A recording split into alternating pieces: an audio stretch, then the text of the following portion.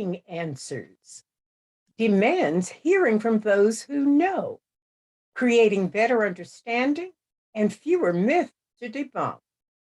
Let's examine the passion of Africans to move abroad. I'm Addi Banks, and this is my report. Should Africans leave Africa or stay to build Africa? Just the question was a shock to me. As an American descendant of slaves, the obvious answer would be, of course, build your country. But the very act of asking the question presented in this Wode Maya video demanded review. Pictured are Wode, Mr. Gerard, and Osman Touray. The question came up because Touray, a young student from the Gambia, turned down study in America to study in Rwanda. Unbelievable. Wode laughingly stated that Touray was the only African he knew to turn down America to stay at home. Wode asked Mr. Gerard if he thought Touray was naive and misguided. He responded, "My first impression was yes. My second impression was he wants to remain connected to his motherland." Wode asked Touray directly, "Why did you pass up the gift of study in America?" He responded, "To study in Rwanda. It is a good place where much is available to be learned. I do it for Africa." Wode exclaimed in a surprising tone, "You love Africa that much?"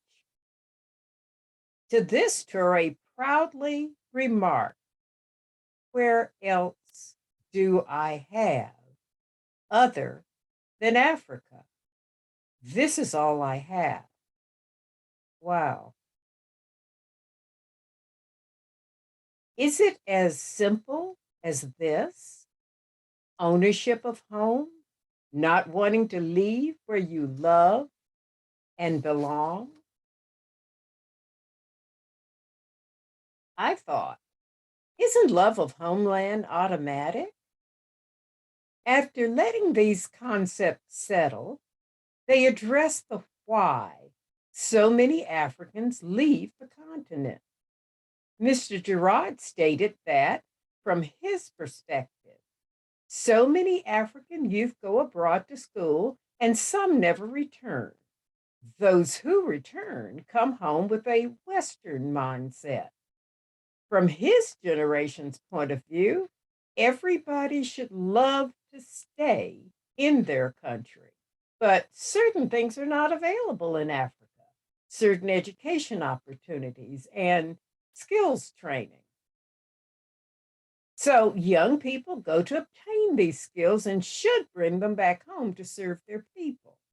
But instead of coming home, they stay where they get better salaries, where life is easier, because Africa is poor. But who is going to bring it up if not the young people? Mr. Gerard states he observes Touray's traditional garb as a statement of pride. What Touray presented next was shocking to me. He said, "The problem is that Africans are not taught patriotism to Africa. Our schools do not teach us about the continent, only loyalty to our individual motherlands rather than African identity. Patriotism to Africa would change mindsets. Instead of instill a desire, a responsibility to build Africa. There is a lack of preparation in the schools to love Africa and put Africa first. That is the problem, he stated. Young people should want to take responsibility for African uplift. Wode asked, why do you think there's nothing in our school system to teach patriotism to Africa, to show us how to love our own continent? Mr. Gerard stated that the education system was created during colonialism. After independence, the focus was on politics, not revamping systems. Therefore, the same colonial system, including education, remains in place. To him, in Africa, colonialism became a state of mind, thinking. Their culture and former ways were plundered and replaced, he says. The old ways were left behind.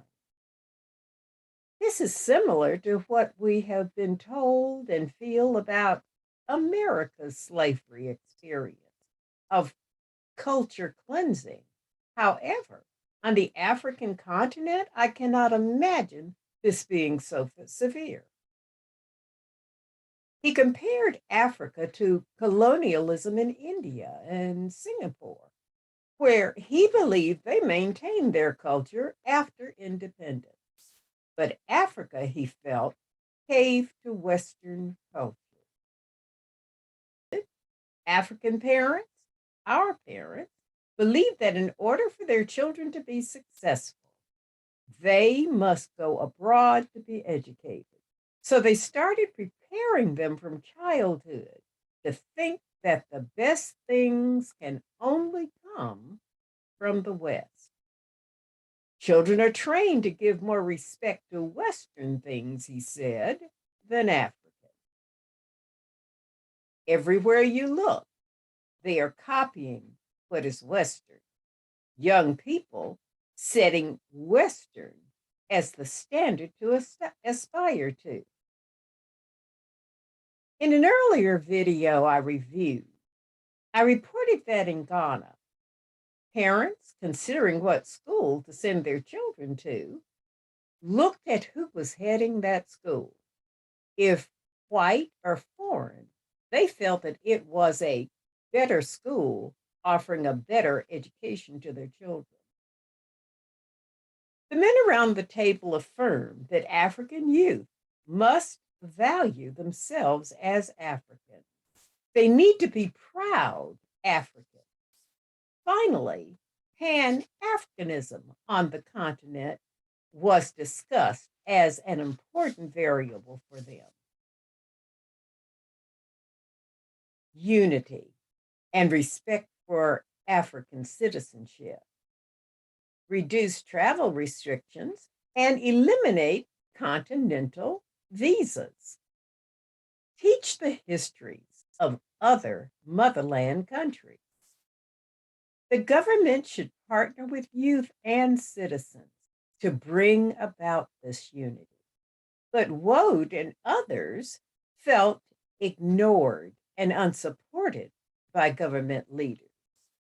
His efforts to uplift the reputation of Africa to the world with videos showing African excellence, African pride, and progress. He receives no funding from leaders despite having over 1 million subscribers to his YouTube channel who listen to his reports. The men felt that the narrative would change and more youth will stay home and support building Africa if the government stepped in and highlighted students like Touray, sending the message, stop the brain and talent drain, build up Africa. Train up a child in the way that they should go.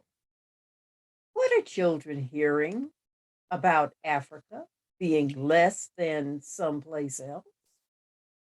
How can you sustain internal growth this way?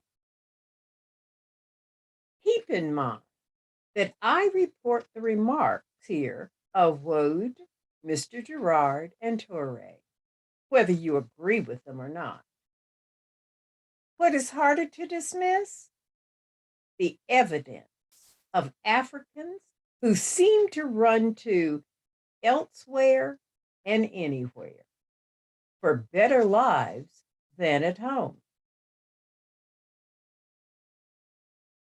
In the comments of this video, truths are affirmed about what these men are saying. My heart goes out to any people on any continent searching for belonging away from their homeland.